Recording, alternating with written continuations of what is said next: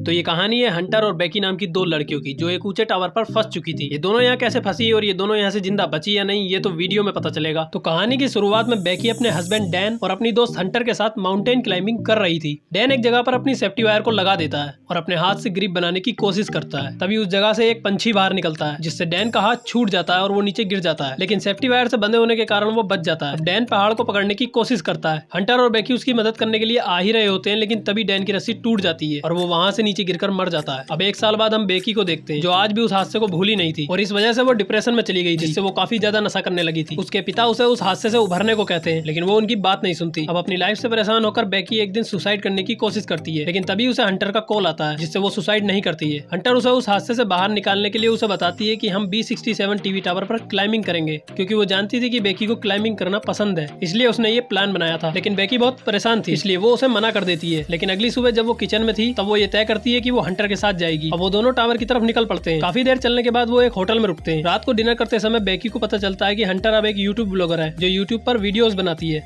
अब सुबह होते ही वो दोनों टावर की तरफ निकल पड़ते हैं। रास्ते में हंटर अपना वीडियो बनाने लगती है। अब ये दोनों वहाँ पहुंच जाते हैं, जहाँ इन्हें एक डेंजर साइन का बोर्ड और एक ताला लगा मिलता है। अब वो दोनों आगे बढ़ती हैं तो वहाँ पर कुछ गिद्ध मरे हुए जानवरों को खाते हुए दिखते हैं। हंटर उसे अपने व्लॉग में डाल देती है और उस जानवर की फोटो अपने इंस्टाग्राम पर अपलोड कर देती है। अब वो दोनों वहाँ पर पहुंच जाते हैं। टावर की ऊंचाई को देखकर बेकी थोड़ा डर जाती है, क्योंकि उस हादसे के बाद अब बेकी को थोड़ा डर लगने लगा था। लेकिन हंटर उसे ऊपर चढ़ने के लिए मना लेती है। अब वो दोनों सेफ्टी वायर को बांधकर टावर पर चढ़ना शुरू कर देते हैं। धीरे धीरे वो लोग 1000 फीट तक चढ़ जाते हैं और वहाँ रुककर वो थोड़ा आराम लेते हैं। वो दोनों पानी पीकर फिर से चढ़ना शुरू कर देते हैं और कुछ देर बाद वो लोग 1800 फीट ऊपर चढ़ चुके थे और अब बस 200 फीट ऊपर चढ़ना बाकी था। सीढ़ियां भी काफी पुरानी होने की वजह से हिल रही थी, जिससे बेकी थोड़ा डरने लगी थी। वो हंटर से वापस चलने को कहती है, लेकिन हंटर उससे कहती है कि अब यहाँ तक तो आ ही गए हैं, थोड़ा सा और चढ़ना बाकी है बस। और वो दोनों रास्ते में आने वाली डिस्को को पार करके ऊपर चढ़ते रहते हैं। अब ऊंचाई बढ़ने के साथ साथ हवा का दबाव भी बढ़ रहा था, जिससे बेकी और ज्यादा डरने लगी थी। साथ ही सीढ़ियों के नट बोल्ट भी खुलने लगे थे, लेकिन वो दोनों इस बात से बिल्कुल अनजान थे। अब वो दोनों ऊपर चढ़ जाती हैं। ऊपर चढ़कर हंटर वीडियो बनाने लगती है। वीडियो को और अच्छा बनाने के लिए वो ड्रोन उड़ाती है। अब हंटर ड्रोन बेकी को देकर खुद टावर से लटक कर शॉट देती है। अब वो बेकी को भी ऐसा करने को कहती है। बेकी भी टावर से लटक कर एक शॉट देती है। ऊपर आकर बेकी डैन की अस्थियों को वहाँ से विसर्जित कर देती है। अब वो दोनों वापस जाने के लिए सेफ्टी वायर को बांधने लगते हैं। अब जैसे ही बेकी नीचे उतरने के लिए सीढ़ियों पर पैर रखती है, तो सीढ़ी टूटकर नीचे गिर जाती है। हंटर बेकी को ऊपर खींच लेती है, लेकिन अब उनके नीचे उतरने की सीढ़ी टूट चुकी थी और वो दोनों अपना फोन चेक करती है। दोनों के फोन में नेटवर्क नहीं था और उनका बैग भी नीचे डिस्क पर गिर गया था, जिसमें उनके खाने पीने की चीजें थी। बेकी हंटर पर गुस्सा हो जाती है, जिस पर हंटर उसे ये कहते हुए शांत करती है कि हो सकता है उन सीढ़ियों को देखकर कोई हमें बचाने आ जाए। वो दोनों एक इमरजेंसी बॉक्स खोलती हैं, जिसमें उन्हें एक दूरबीन और एक फ्लेयर गन मिलती है। अब हंटर देखती है कि सीढ़ियों से गिरने की वजह से बेकी के पैर पर चोट लग गई थी, जिसमें से खून निकल रहा था। वो अपनी शर्ट उतारकर बेकी की चोट पर बांध देती है। अब हंटर अपना फोन चेक करती है और देखती है जो पोस्ट उसने शेयर की थी उसे काफी लोगों ने देखा था, इसलिए वो सोचती है कि हम लोग एक हेल्प मैसेज शेयर करते हैं, जिसे देखकर कोई हमें बचाने यहाँ आ जाएगा। अब वो अपने फोन पर हेल्प मैसेज लिखकर उसे रस्सी से नीचे लटका देती है, जिससे वो पोस्ट शेयर हो जाए, लेकिन वो नाकामयाब हो जाती है। अब वो अपने फोन को जूते में डालकर नीचे फेंक देती है कि शायद नीचे नेटवर्क होगा और ये पोस्ट शेयर हो जाएगी। अब कुछ देर बाद वो अपनी दूरबीन से देखती है कि एक आदमी अपने डॉग के साथ वहाँ से गुजर रहा है। वो दोनों मदद के लिए चिल्लाने लगती हैं, लेकिन उनकी आवाज नीचे तक नहीं आती है। अब हम हंटर का वो फोन देखते हैं, जो नीचे गिरकर टूट गया था।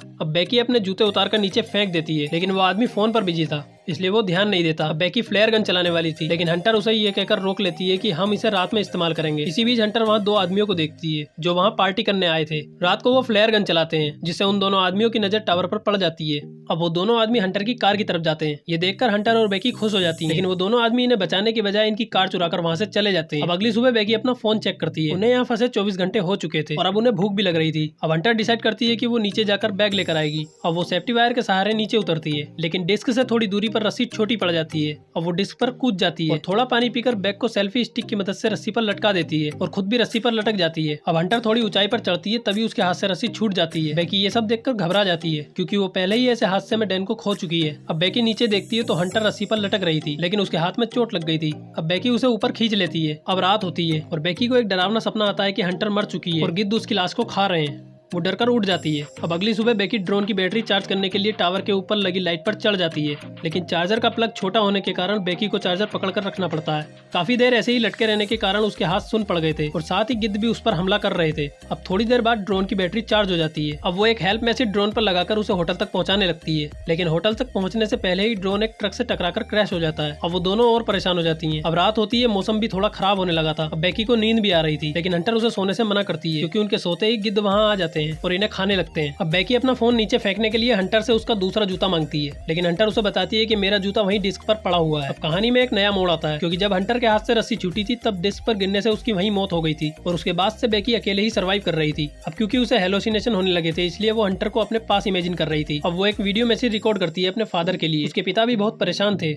अगली सुबह जब बेकी सोई हुई थी तभी एक गिद्ध आकर उसके मांस को खाने लगता है। अब बेकी को भूख भी लग रही थी, तो वो उस गिद्ध को वहीं मारकर खाने लगती है, जिससे उसमें थोड़ी जान आती है। अब वो नीचे डिस्क पर उतरकर अपने डैड को मैसेज करती है और फोन को जूते में डाल देती है, लेकिन इस बार वो फोन को हंटर की बॉडी में डालकर नीचे फेंकती है। रात को उसके फादर को मैसेज मिलता है, वो पुलिस को कॉल करके वहाँ पहुंचने को कहते हैं। वहाँ पहुंचकर वो देखता है कि पुलिस एक डेड बॉडी को कवर कर रही थी। उसे लगता है कि ये बेकी है, लेकिन बेकी पुलिस की कार के पास थी। वो अपने पिता को गले लगाती है और इसी के साथ मूवी एक्सप्लेनेशन खत्म हो जाता है। अब अगर आपको वीडियो अच्छा लगा हो तो वीडियो को लाइक, शेयर और चैनल को सब्सक्राइब कर दीजिए।